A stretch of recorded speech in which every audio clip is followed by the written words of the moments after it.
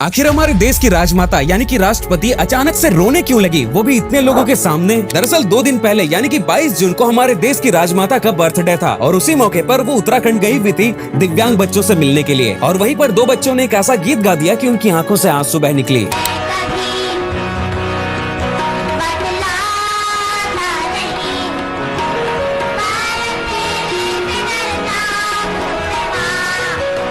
और भले ये हमारे देश की राष्ट्रपति है, मगर उससे पहले ये भी तो एक माँ है। और साल 2010 से लेकर 2014 के बीच में इन्होंने अपने 2 बच्चों को एक एक करके खो दिया था। पहले बच्चे की मौत तो आज भी एक रहस्य ही बना हुआ है, क्योंकि सडनली उसकी लाश उसी के कमरे से मिली थी। और कुछ ही दिन के बाद छोटे बेटे की भी मौत हो गई एक रोड एक्सीडेंट में। और कुछ ही साल के बाद इनके पति भी इस दुनिया को छोड़कर अलविदा कह गए। और इन तीनों से पहले इनकी एक बेटी भी थी, वो भी मात्र 3 साल की उम्र में ही इन्हें छोड़कर इस दुनिया से चली गई थी। और इन्हीं इंसिडेंट से रिलेट करके जब ये गीत सुन के इनसे रहा नहीं गया तो इनके आंखों से आंसू बह निकले।